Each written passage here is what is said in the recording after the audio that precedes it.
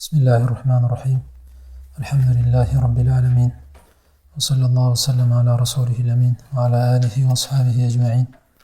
اللهم أصلح لنا نياتنا وذرياتنا وأحسن ختامنا يا أرحم الراحمين. أما بعد، Alloh taoloning fazl marhamati bilan bugun aqida fanida yangi bir kitobdan dars boshlaymiz. Bu ham bo'lsa Vasitiya, Aqidal Vasitiyaning sharhi. Hammamizga ma'lum, bu Aqidal Vasitiyaning muallifi Shayx al-Islom rahimahulloh. Xo'p, ushbu aqida ahli sunna va jamoa e'tiqodida yozilgan muxtasar, yengil uslub bilan yozilgan kitoblardan. Shayx al-Islom rahimahulloh aqidani yozgan paytidanoq, ya'ni o'zlari tirikligidayoq keng nima qildi? Tarqaldi. Ya'ni bu aqida keng tarqalib, keyinchalik munozaralar bo'lgan va hokazo keladi hali. Ahli sunna ulamolari Shayx al-Islom rahimahulloh shu kitobni yozganidan keyin shu kitobga ko'p nima qilishgan, e'tibor qaratib, ya'ni alohida bir qancha sharhlar yozilgan. Endi biz tanlagan sharh o'ta qisqa ham emas, o'ta uzun sharh ham emas, balki o'rtacha sharh tanladik. Shayx Abdurrahmon Barrok hafizahullohni Tawdihul Maqasid Aqidal Vasitiyya sharhini tanladik. Chunki ba'zi sharhlari juda qisqa. Shayx Abdurrahmon Sa'diy rahimahulloh sharhi juda qisqa emas, ancha qisqa. Ba'zi sharhlar ancha keng berilgan sharhlar bor. Endi boshlang'ich talib ilmga munosib emas. O'zi kitob ahli sunna va jamoaning e'tiqodini bayon qilish uchun bag'ishlangan. Ya'ni muxolif bo'lgan firqalarga rad berib, ularning shubhalariga javob berish maqsad qilinmagan. Endi ayrim sharhlarda albatta endi shu bobga ham to'xtab o'tilgan. Shuning uchun kitob kattayib ketgan. Boshqa sharhlarni keyingi bosqichda o'qilsa bo'ladi. Lekin talib ilm boshida tushunib olish uchun ahli sunna va jamoani asmo sifat bobidagi e'tiqodi nima ekanligini tushunib olish uchun o'rtacha sharhni bilan o'qisa yaxshi. Shuning uchun sharhlari ko'p o'zi, lekin shu Shayx Abdurrahmon Barrok hafizahullohning sharhi tanlandi. Endi bundan keyin talib ilm kengroq foydalanaman desa, boshqa sharhlarga murojaat qilish mumkin. Eng foydali sharhlar, 3-ta sharhlari bor. O'zi ko'p sharhlari, lekin foydali o'qishga tavsiya qilinadigan sharhlar Shayx Usaymin rahimahullohning sharhi. Buni bir qator ustoz bilan o'qib bo'lgandan keyin talib ilm o'zi ko'rsa ham bo'ladi. Yengil uslub bilan berilgan. Keyingi sharhi At-Tanbihatus Saniyya Abdulaziz Rashid. Mana buni ham ulamolar maqtashadi. Sharh Shayx al-Islom ibn al-Qayyim rahimahullohning gaplari bilan boshqa kitoblarda keltirilgan naqllar bilan to'la. Yaxshi sharh deyishadi. Keyin Al-La'al al-Bahiyya fi sharh al-Aqida al-Wasitiyya Shayx al-Shaykh Solih al-Shaykh hafizahullohning sharhi. Bu ham juda foydalar ko'p, muhim sharhlardan. Al-La'al al-Bahiyya sharhi 2 mujallad, katta 2 mujallad. Va yana Khalid al-Muslih hafizahullohning sharh al-Aqida al-Wasitiyya min kalam Shayx al-Islam. Shayx al-Islom rahimahullohning o'zining boshqa kitobidagi ayni shu Aqida al-Wasitiyada aytilgan mavzularga taalluqli gaplarni olib kelib, Shayx al-Islomning kitobini Shayx al-Islomning gaplari bilan sharhlaganlar. Mana bu kitob ham yaxshi. Ya'ni o'zining bobida yaxshi sharhlardan. Oxirgi sharh Uqud az-Zahabiyya Shayx Sulton Umeyri hafizahullohning sharhi. Bu endi ancha eng oxirgi o'qilish kerak bo'lgan sharhlardan, chunki bu sharh ham deb bo'lmaydi deyarli. Shu Aqida al-Vasitiyani har bitta mavzuni olib, masalan ilm haqida gapirgan bo'lsa, yoki Allohning osmondaligi yoki hokazo qaysi e'tiqod bo'lsa, o'sha e'tiqod haqida ahli sunnaning e'tiqodi, keyin muxoliflarning e'tiqodi, har bittasini dalillari, unga javob. Go'yoki har bitta mavzuni olib alohida har bitta sifatga taalluqli bo'lgan darslikni olsangiz, bitta kichkina risolasha bo'ladi. Ya'ni bittalab kitobda kelgan oyatni o'zini sharhlab, hadisni o'zini sharhlab o'tirmaganlar. Ilm haqida 5-6 ta oyat keltirilgan bo'lsa, sifati haqida bo'ldi. Ilm mavzusi haqida deb turib, keyin bir chetdan o'sha haqida gapiradi va hokazo. Mana shu sharhlar muhim sharhlardan. Lekin boshlang'ichlarga munosib bo'lgan, shubhalarga ko'p kirishmaydigan sharhlardan biri shu Shayx Barrok hafizahullohning sharhlari. Shuning uchun o'sha sharhga munosib tarzda qisqacha ta'liqot berib, o'tib ketaveramiz inshaalloh. Sharhdagi bor nima bilan kifoyalanib tarjima qilib o'tib ketaveramiz inshaalloh.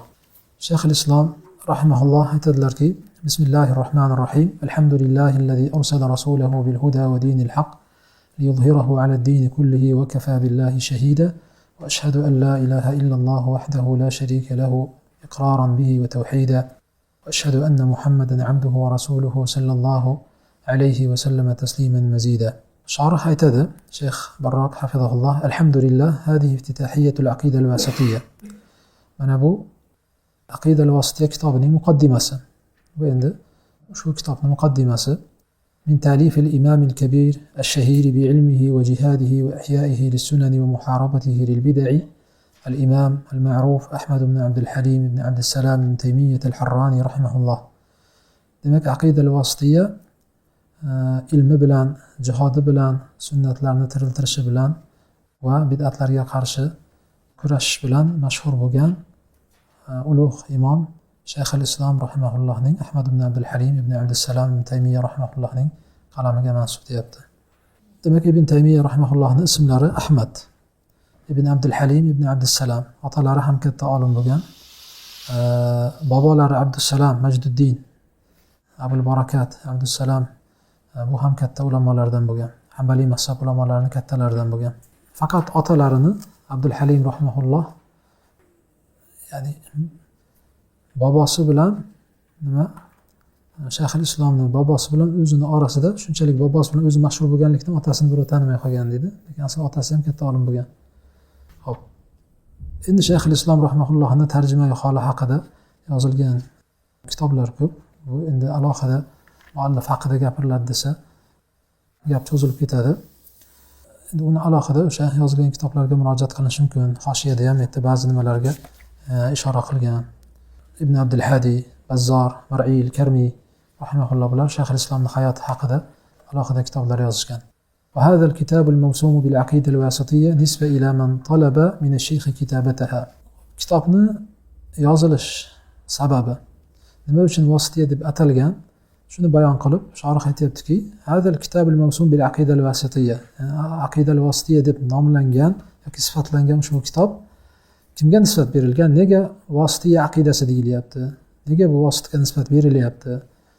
Nisba ila man talaba min ash-shaykh kitabataha. Shayxul Islom rahimahullohdan aqida yozib bering deb talab qilgan kishiga nisbatan vasitiya deyilgan. Va huwa rajulun min ahli al-ilm fi nawahi wasit deyapti. Ahli ilm kishi bo'lgan, Vosit tarafdan bo'lgan deyapti. Baladun ma'rufun fil Iroq, Iroqdagi ma'ruf shahar va urifat bil aqida al-wasitiyya, shuning uchun aqida al-wasitiyya deb tanilgan deyapti. Demak, ushbu aqidani Vasitiyya aqidasi deb nomlanishining sababi Vosit shahridan bo'lgan ahli ilm kishi, qozi, Vositning qozisi bo'lgan deyishadi. Pastda ul qodi Radiyuddin al-Wasiti ash-Shafi'i, Shafi'i mazhab ulamolaridan Qodi Radiyuddin iltimos qilgan, aqida yozib bersangiz deb. O'zi Vositlik, Iroqlik bo'lgan. Haj qilib, hajdan qaytib Shomga kirib Shayxul Islom bilan ko'rishib qaytaman deb ko'rishgan paytda o'zim va ahli oilam uchun e'tiqod yozib bersangiz, aqida yozib bersangiz deb iltimos qiladi. Shayxul Islom rahimahulloh uzr aytadi, shuncha aqida kitoblar bor-ku, saraflarni yozgan kitoblari bor-ku deganda, shu o'zimga alohida aqida kitob yozib bersangiz deb talab qilgandan keyin Shayxul Islom rahimahulloh asrdan keyin bir o'tirishda aqida al-wasitiyani yozadi. Bir jalsada, xuddi Hamaviya e'tiqodini peshin bilan asrning orasida yozgandek Vasitiya aqidasini bir jalsada nima qiladi? Talabiga ijobat qilib yozadi. Demak, Vasitiya deb atalishi o'sha Vositlik, Vosit bu aytganimizdek Iroqdagi shaharning nomi. Kufa, Basrani orasida joylashgani uchun Vosit deb atalgan deydi. Kufa bilan Basrani orasida bu. Shuning uchun shaharning nomi Vosit deb atalishi nega Vosit, nega o'rtada degan ma'noda yoki Vosit deb ataldi desa, Kufa bilan Basrani orasida bo'lgani uchun Vosit deb atalgan. Endi o'sha yerda qozilik qilgan ahli ilm talab qilganligi uchun Vasitiyya deb shuni talabi bilan yozilgani uchun shunga nisbat berilgan xolos. Aqida al-Vasitiyya deb mashhur bo'lib ketdi. Xuddi Hamaviya, o'sha Hama shahridan kelgan nimaga binoan bo'lgan. Tadmuriyya ham xuddi shunday, hammasi aqida kitoblar, lekin ma'lum bir sababga ko'ra yozganlar. Shayxul Islom rahimahulloh yo kimdir talab qilgan va hokazo, kimdir savol bergan, savolga javob tarzida yozishga to'g'ri kelgan. Xo'p, mana bu yerda olinadigan bitta foyda. Hozir Shayxul Islom rahimahulloh uzrini aytgandek, shuncha kitoblar yozilgan. Shuni o'zi kifoya qiladi deb kifoyalansa ham bo'ladi. Lekin shu aqidani yozib berishni talab qilgan kishi ajrga sherik bo'ladi. Shayxul Islom rahimahullohni shu kitob aqidani yozishiga sababchi bo'ldi. Mana haligacha Alloh taoloni xohish irodasi bilan bu aqida o'qib kelinadi, sharhlar masalan yozildi, talabalar o'qiydi, yodlaydi. Qancha nima mana shu aqidani yoyilishiga sabab bo'ldi. Sabab nima? Bitta kishini talab qilishi, so'rashi. Demak, gohida majlisda o'tirib qolasiz. Ahli ilmlar bo'ladi, kimlardir etdan betdan gapiradi. O'sha paytda nima qiling? Savol bersangiz, domlaga masalan o'sha ahli ilm kishiga savol bersangiz, keyin javob beradigan bo'lsa, shularni javobi bilan kim foydalansa, savol bergan odam ham ajrga sherik bo'ladi. Gohida siz o'sha savolni bilasiz, yaxshi bilasiz. Tahorat farzlari yoki masalan g'usulni qanday qilishni tushuntirib berdingiz.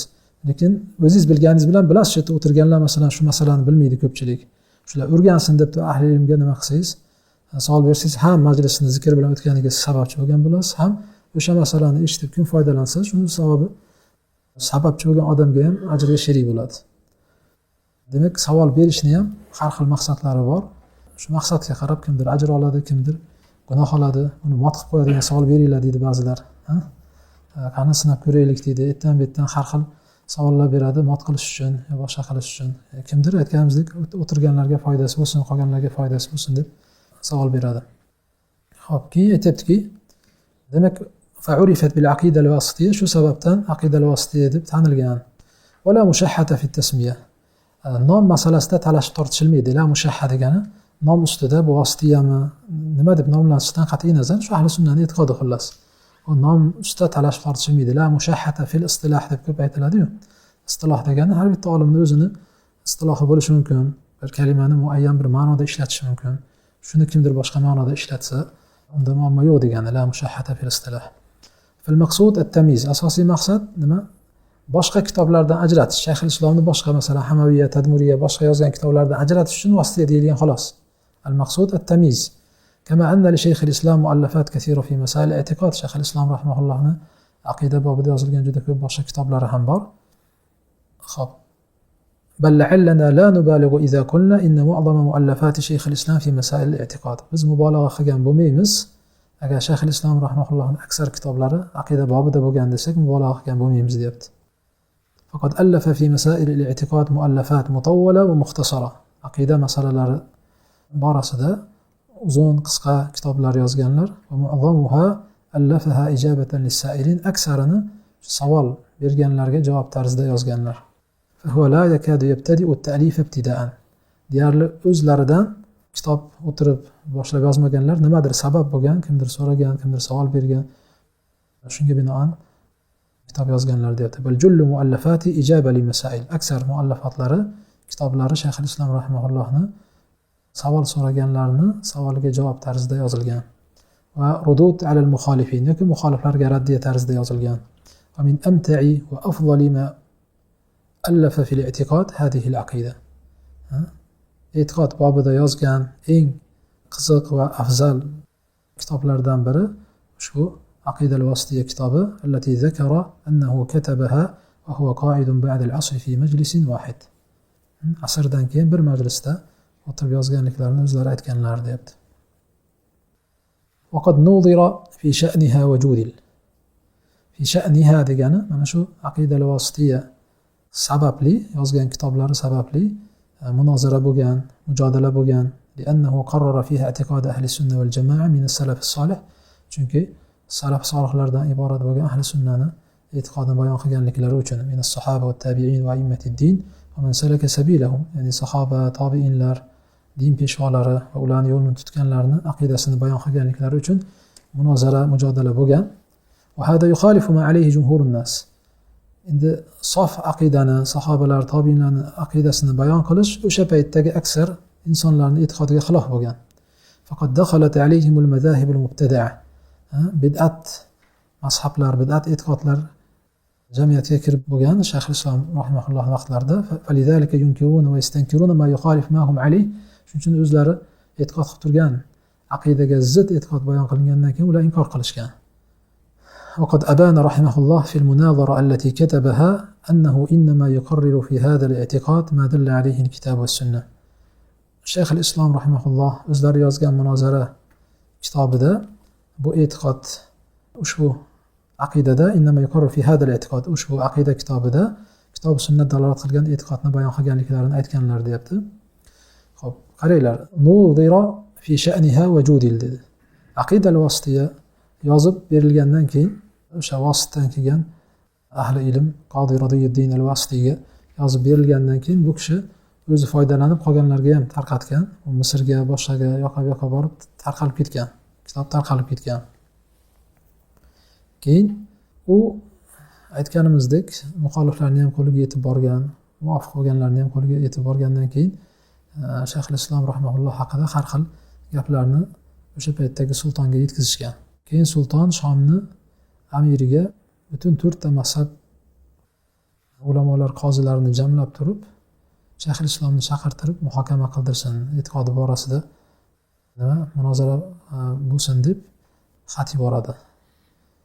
Shayxul Islom rahimahullohni olib keltiriladi, 4 ta mazhab ulamolardan katta-katta ulamolar jamlanadi. Ular ham nima uchun chaqirilganini o'zlari bilmaydi. Chaqirilgan keladi. Keyin shu aqidang haqida har xil gaplar yuribdi. Aqidangni bayon qil deganda men yozib qo'yganman, alohida bayon qilish hojati yo'q deb, keyin shu yozgan aqidal vosita kitobi olib keltiriladi. 7 yil oldin yozganman deydi. Munozara 705-yil bo'ladi. 705-yil bo'ladi. 7 yil oldin yozganman desa nechinchi yil bo'ladi? 698-yil yozilgan bo'ladi. Shayxul Islom rahimahullohning o'zlari 661-yil hijriy yilda tug'ilib, 728-yil vafot etganlar. 705-yilda, ya'ni 38 yoshida, 37 yoshida kitob nimani yozganlar? Aqidal vositani 37 yoshida yozganlar. 698-yili. Keyin 705-yili munozara bo'lgan. Shu chaqirtirilgan katta munozara bo'lgan. Shu ulamolarning hamma butun 4 ta mazhab imomlari o'sha paytda Ash'ariy e'tiqodi yoki Maturidiy e'tiqoddagi olimlarning hammasini chaqirtirib, Shayxul Islom rahimahulloh yozgan chaqirtirib, aqidangni bayon qil deganda yozib qo'yilgan, o'sha olib kelib o'qilsa bo'ldi deb. Keyin aqidal vosita olib keltiriladi. Shu majlisda o'qiladi.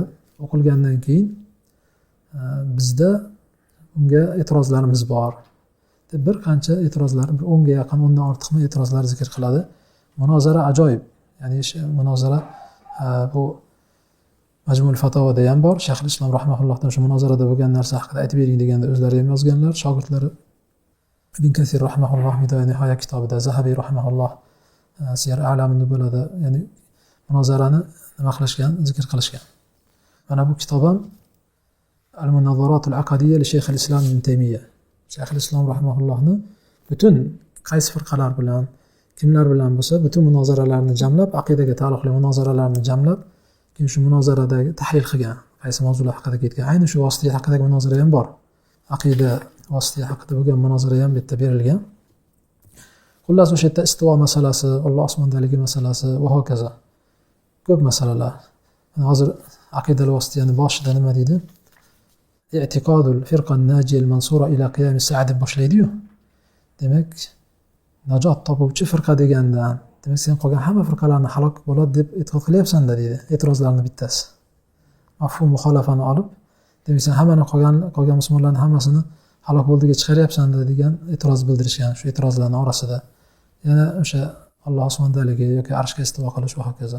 Xullas Shayxul Islom rahimahulloh ajoyib javob bergan. Ya'ni bu alohida nasib qilsa dars qilib o'tamiz inshaalloh. Munozarani o'qib chiqib nima qilsa arziydigan munozara bo'lgan. Xullas Shayxul Islom rahimahulloh har bitta e'tirozga javob beradi. Har bitta e'tirozga javob berib, qoniqarli javob berib, keyin aytadiki, agar sizlarga 3 yil muhlat deydi. 3 yil muhlat. Mana shu e'tiqodda zikr qilingan biron bir sifat yoki biron bir narsa salaflarga xilof joyi bo'lsa, 3 yil muhlat, kim bo'lsa ham mana shu salaf shu masalada salafga xilof qilsa desa qaytaman men degan. Bo'lmasa 4 ta mazhab ulamolarining hammasini katta-katta olimlar hammasi yig'ilib o'tirgan majlis bo'lgan. Faqat qozilarning noibi, ya'ni faqat qozilarning o'zi emas, ko'p olimlar jamlangan bo'lgan. birortasi jur'at qilmagan, mana shu masalada salaflarga xilof joyi bor deb hech kim e'tiroz bildirmagan. 3 yil muhlat berilgan. Shayxul Islom rahimahulloh o'tib ketganlarga, u qozilar o'tib ketganlarga 300 yildan yoki undan ham ko'p, mana necha asr bo'ldi. Lekin hali masalan ayni mana shu masalada salaflarga xilof qildi degan joy yo'q. Hech kim kelib masalan aqidal vasiyada o'sha paytdagi olimlar mabodo topmagan bo'lsa, mana shu masalada aqidal vasiyada zikr qilingan mana shu masalada Qur'on sunnatga zid yoki salaflar mavzusiga zid degan joyini topib berisha olmagan. 3 majlis bo'lgan. Esimda bor, 3 majlis bo'lgan, 3 marta jamlanishgan. O'sha bittasi qaysidir masalada oldingilar ta'bir qilmagan degan nimada, yo ta'bir qilgani bor deb endi aytmoqchi bo'lsa, falon oyatda aytmoqchimisan degan Shayxul Islom. Bu ta'bir emas edi bu deb turib keyin o'zlari yana javob berib ketgan. Shu bilan ya'ni oxirida munozaraning oxirida rozi bo'lib chiqib ketishgan. Ostidagi narsaga rozi bo'lib e'tirozlari qolmay chiqib ketishgan. Xullas o'sha aloqat nudira degani shu, ya'ni munozara bo'lgan bu ostiya haqida degani. Shuni aytyapti. Keyin Shayxul Islom rahimahulloh munozarada aytadi: "Annahu innama yuqarriru fi hadha al-i'tiqad ma dalla alayhi al-kitab va as-sunnah." Bu e'tiqod, ya'ni aqidal vasitiyada quyidagi mavzularni bayon qilgan deb turib, hozir endi bu nima desak bo'ladi? Mana shu joyini aqidal vasitiya kitobini ajralib turadigan nima o'rinlari desak bo'ladi. Mizatu aqidal vasitiya desak, boshqa kitoblardan ajralib turadigan xususiyatlari birinchidan madalla alayhi kitob va sunna. Kitob sunnat dalolat qilgan e'tiqod bayon qilingan. Shuning uchun kitobni kichkina hajm bo'lishiga qaramasdan qarasangiz, aksar oyat hadislardan iborat. Kitob oyat hadislardan iborat. Boshqa ahli kalomlarning kitobini ko'ring, solishtirib ko'rsangiz o'zi yaqqol ko'rinadi. Ketma-ket oyat hadislar keltirilgan. Demak, Qur'on sunnat dalolat qilgan aqida jamlangan deyapti. Ikkinchidan, ma daraja alayhi ahlul qurunil mufaddala min as-sahaba va at-tabi'in. Shu afzal asr ashablari bo'lgan o'sha sahoba, tobiinlar bo'lgan aqida. Daraja degan bir narsaga odatlanish, o'rganish, shularni nima e'tiqod qilgan aqida bayon qilingan deyapti. Sahoba, tobiinlarning e'tiqodi. Va annahu fi hadhihi al-aqida yataharra al-alfaz ash-shar'iyya. Uchinchi nuqta, bu e'tiqodni boshqa e'tiqod kitoblardan ajratib turadigan joyi, yataharra al-alfaz ash-shar'iyya, iloji boricha shar'iy lafzlarni ishlatishga harakat qilgan. Hatto tashbih lafzi ko'p ishlatiladi. Tashbihsiz isbot qilamiz degan lafz ishlatiladi. O'shani o'rniga ham tamsil degan lafzni qo'llaganlar, chunki Qur'onda shu lafz kelgan. Laysa kamithlihi shay deb kelgan. Ya'ni ayni tamsil lafzi bilan kelgan. Hatto ishlatgan iboralarda ham Qur'on sunnatdan chiqmagan holatda nima qilgan? Qur'on sunnatga kelgan lafzlarni ishlatishga harakat qilgan. Mana bu 3 ta ajralib turadigan joyi bo'lsa, o'rni bo'lsa, va hadil aqida mutamayyiza, mana bu yoqda yana bitta xususiyat, 4-chi xususiyat desangiz bo'ladi buni. Hadil aqida mutamayyiza ala sa'iri ma allafahu rahimahulloh. Bu aqidani, aqidal vasitiyani Shayxul Islom rahimahulloh yozgan qolgan e'tiqod kitoblaridan ajralib turadigan yana bir joyi, fa kathirun min muallafatihi fi masail i'tiqod mushtamil ala zikri shubuhatil muftarin. Ko'p kitoblarida Shayxul Islom rahimahulloh boshqa muftarin deb turib, boshqa bid'atchi bo'lgan, xilof qilgan toifalarning shubhalarini o'z ichiga olgan, shubhalarni ham zikr qilib ularga javob beradi. Va munaqashatiha munaqasha aqliyya va shar'iyya, o'sha shubhalarga aqliy va shar'iy jihatdan munoqasha qilib javob berganlar. Kama huwa zohirun fi risala tadmuriyya, masalan tadmuriyya kitobi ancha qiyin, chunki muxoliflarning shubhalarini olib kelib ularga javob berganlar. Amma al-aqida al-wasitiyya fa innaha khalisa. Ammo aqida al-wasitiyya bu xolis aqida, ahli sunnat aqidasini bayoni uchun bag'ishlangan. Ya'ni muxoliflarning gaplari ularga raddiyaga kirishib o'tirilmagan. Fiha taqrirun li mu'taqadi ahli sunna wal jamaa va bayan usulihim. Ahli sunna wal jamoaning e'tiqodi, ularning asoslarini bayon qilib berganlar. Ma'a tadlil ala zalika min al-Qur'ani va sunna, Qur'on sunnatdan dalil keltirganlar. Min g'ayri ta'arrudin li shubuhatil muxolifin, shu muxoliflarning shubhalariga to'xtab o'tirmaganlar. Falidalika kanat hadhihi al-aqida jadiratan bil hifzi. Shuning uchun bu aqida yodlab olishga loyiq bo'lgan, yodlanish kerak bo'lgan e'tiqodlardan, qisqa yodlanish kerak bo'lgan e'tiqodlardan deyapti. Faqad arada fiha rahimahulloh li aktsari al-masail allati waqa'a fiha al-iftiraq wallati khalafa fiha ahli as-sunnati sa'iru firaq al-ummah. Mana bu e'tiqodda boshqa firqalar bilan xilofli bo'lgan masalalarga to'xtab o'tganlar, ya'ni ahli sunnaga qolgan ummatdagi firqalar xilof qilgan masalalarga ishora qilib o'tganlar. Ya'ni bu yerda ayni falon toifaga falon masala ishora qilingan demagan, lekin boshqa adashgan yoki ahli sunnaga xilof bo'lgan toifalar ahli sunnaga xilof bo'lgan ayni sifatlarga ham urg'u berib o'tib ketganlar. O'sha istivo bo'lsa istivo masalasi va hokazo shubha hech narsa zikr qilmasdan faqat Qur'on sunnatda shu e'tiqod borligini aytib ketganlar. Subhanakallohumma bihamdik nashhadu an la ilaha illa anta astaghfiruka va atubu ilayk.